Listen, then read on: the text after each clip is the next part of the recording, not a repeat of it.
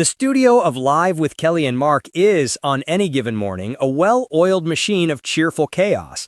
There is a rhythm to the production, a predictable symphony of pre-show banter, cue cards, guest segments, and audience interaction, all held together by the effortless, sun-dackled chemistry of its hosts, Kelly Ripa and Mark Consuelos. It is a show that feels like a warm, daily hug to its millions of viewers, a testament to a partnership that works as flawlessly on television as it does in life. But Halloween is different. Halloween is the day the machine is not just oiled, it is doused in glitter, filled with confetti, and set to a soundtrack of maniacal laughter. The normal rules of daytime television decorum are, if not suspended, then stretched to their absolute breaking point.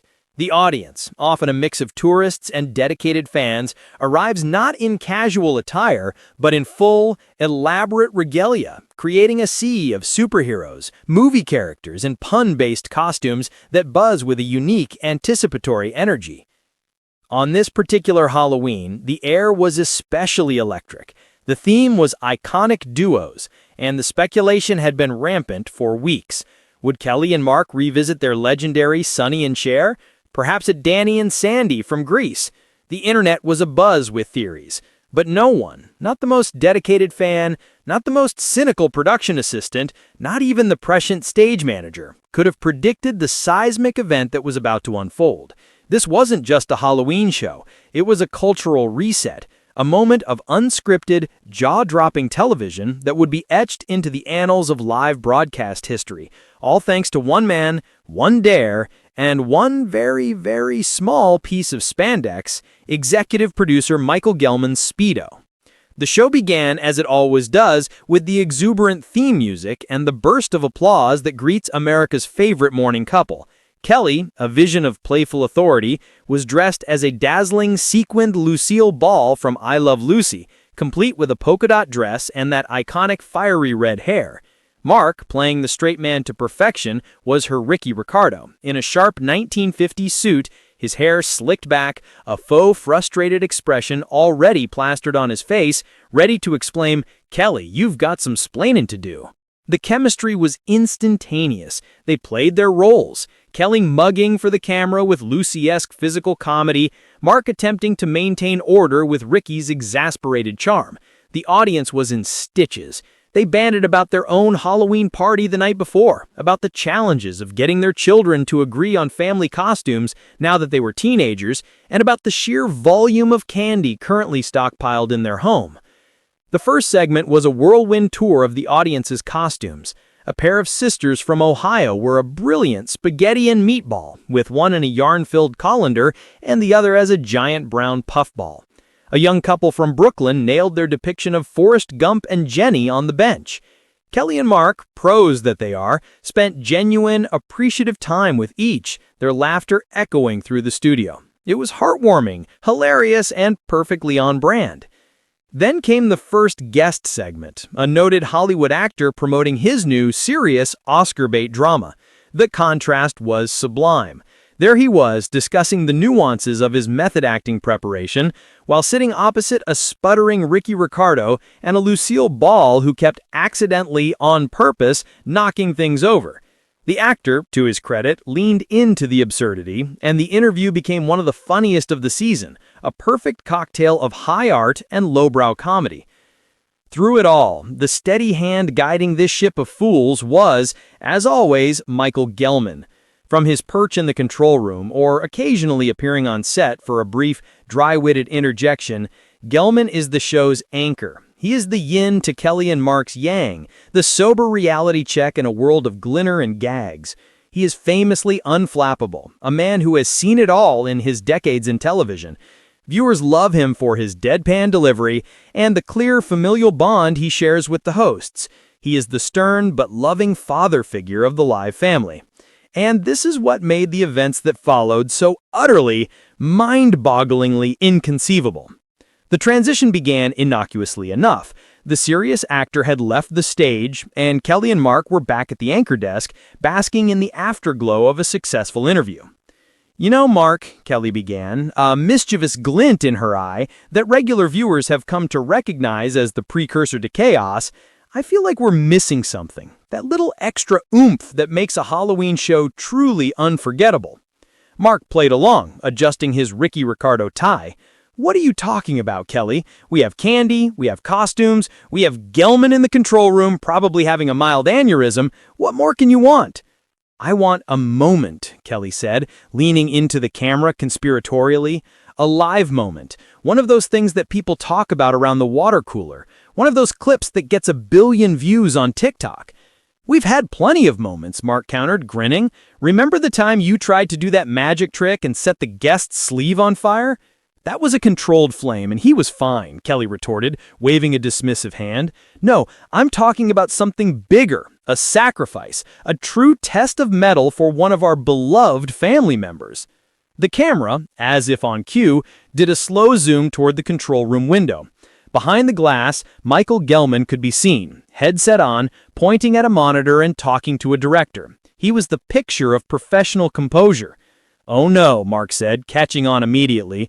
"Kelly, don't you dare. Leave Gelman alone. The man has a show to run." "Exactly," Kelly exclaimed. "He runs the show. And what does a good leader do? He leads by example. He inspires his troops. He shows them that he's not afraid to get down in the trenches, or in this case, get into something, skimpy." The audience began to roar with laughter and applause, sensing the direction this was headed. "Kelly, what are you suggesting?" Mark asked, though his expression made it clear he knew exactly what she was suggesting. For years, a running gag on the show has involved Gelman's notorious love of swimming, and by extension, his affinity for Speedos.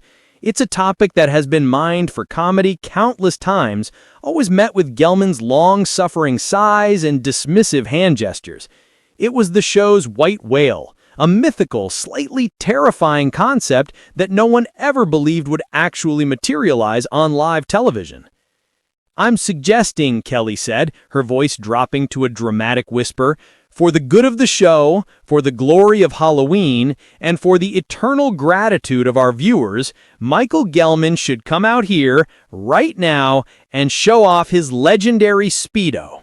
The studio erupted. It was a perfect storm of audience fervor and host audacity. Mark buried his face in his hands, his shoulders shaking with laughter. From the control room, Gelman could be seen shaking his head vehemently, a firm no, visible even from a distance. "See, he's saying no," Mark said, peeking through his fingers. "It's over. A valiant effort, but it's over."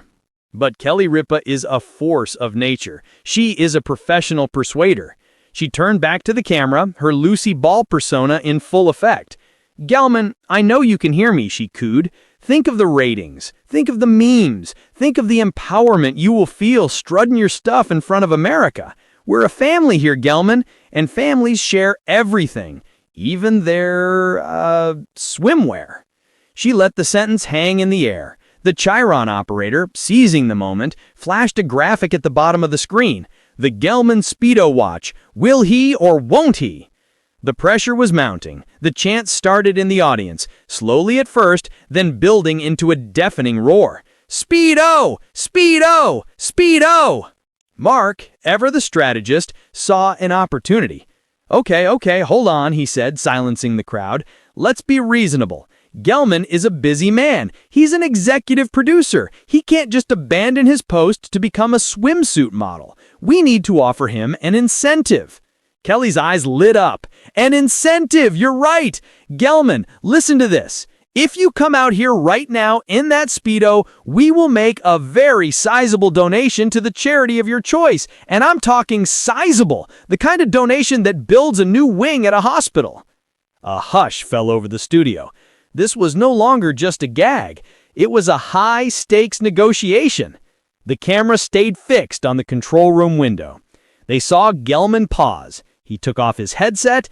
He appeared to be in a deep, silent conversation with himself. The fate of the show and his own dignity hung in the balance. 70 seconds of dead air on a live broadcast feels like an eternity. The tension was palpable, a thick, comedic fog that everyone could feel. Then he nodded. A single, sharp, resigned nod. The studio exploded. Kelly let out a shriek of victory. Mark fell out of his chair, laughing uncontrollably. "He's doing it!" Kelly screamed. "Ladies and gentlemen, Michael Gelman is going to grace us with his presence." What followed was a masterclass in comedic timing and theatrical suspense. The show cut to a pre-recorded package, seemingly innocent segment about the best Halloween candy, but no one was watching. The energy in the studio was a vibrating, living thing. Whispers rippled through the audience. Was this really happening? Was it a stunt? Would it be a fake Speedo? The live band, sensing the moment, began to play a slow, dramatic, drum roll-infused version of The Stripper. After what felt like an age, the package ended. Kelly and Mark were back at the desk, their faces a mixture of pure, unadulterated glee and abject terror. "Okay, America, the moment we've all been waiting for," Kelly said, her voice trembling with laughter. "For years, it's been a myth, a legend."